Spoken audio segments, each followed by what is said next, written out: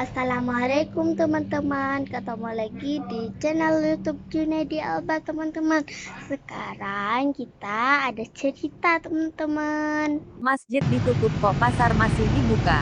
Ada yang bilang begini, keluar rumah berani, ke pasar berani, ke ruang publik berani. Giliran ke masjid takut corona. Tidak berjamaah ke masjid, tapi masih keluar buat bekerja. Situ waras, ke ATM berani, ke pasar berani, ke warung berani. Giliran ke masjid gak berani takut corona, katanya antum waras. Mari coba kita pelajari dan luruskan. Komentar-komentar di atas didasari oleh analogi, kias antara masjid dan pasar. Apakah analogi tersebut sudah tepat? Tepat tidaknya? Silahkan pembaca simpulkan sendiri setelah membaca catatan-catatan berikut. Pertama, menganalogikan pasar dengan masjid adalah bentuk perendahan kepada kemuliaan masjid. Kami teringat sebuah syair yang sangat menyinggung tentang hal ini. Asteris asteris asteris. Asteris asteris asteris. Bagaimana bisa dikatakan purnama lebih terang dari bintang kecil?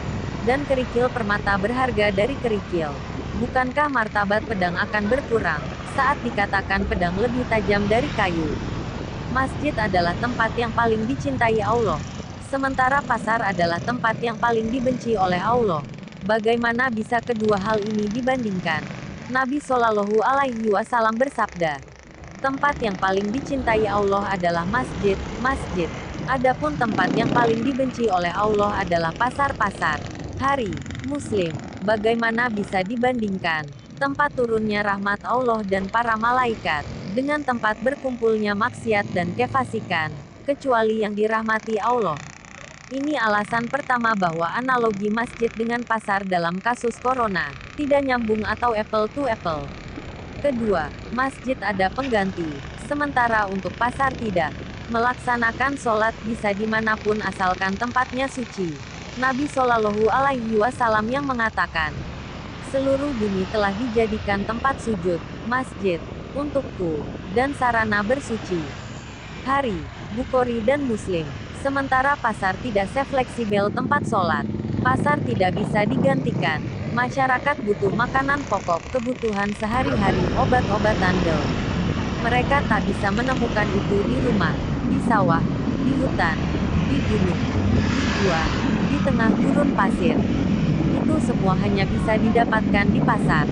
Sehingga meski masjid ditutup karena alasan pencegahan corona, ibadah sholat tetap bisa dilaksanakan di rumah. Adapun jika pasar, toko, mal semua ditutup, kebutuhan makan dan kesehatan masyarakat tidak bisa terpenuhi. Padahal menjaga nyawa juga kewajiban. Oleh karenanya para ulama hanya menghimbau menutup masjid, bukan pasar. Karena kewajiban melaksanakan sholat di masjid dapat tergantikan, masih bisa ditunaikan di tempat selain masjid. Sementara kewajiban memenuhi kebutuhan pokok sehari-hari, tak dapat tergantikan. Hanya bisa didapat di pasar, tak bisa digantikan. Ketiga, perkumpulan massa di masjid, sifatnya berulang setiap hari, sementara di pasar, tidak. Di masjid kita berkumpul dengan jamaah lainnya setiap hari, bahkan sehari 5 kali. Sementara orang belanja ke pasar tidak setiap hari, cukup sepekan sekali atau 2 pekan sekali atau sebulan sekali. Keempat, physical distancing sangat susah dilakukan di masjid, sementara di pasar lebih mudah. WHO merekomendasikan menjaga jarak fisik sekurangnya 1 meter, dalam rangka pencegahan virus corona. Karena jangkauan droplet yang menjadi media penyebaran virus corona, adalah sekitar 1 meter. Di masjid kita dituntut untuk merapatkan saf, atau setidaknya berdekatan. Kemudian karpet, sajadah masjid atau lantai tempat sujud, berhubungan langsung dengan mulut dan hidung, yang menjadi sumber penyebaran dan penularan virus corona. Ini menyebabkan penyebaran corona lebih cepat di masjid. Adapun di pasar, physical distancing lebih mudah diupayakan, karena ruangnya yang lebih luas.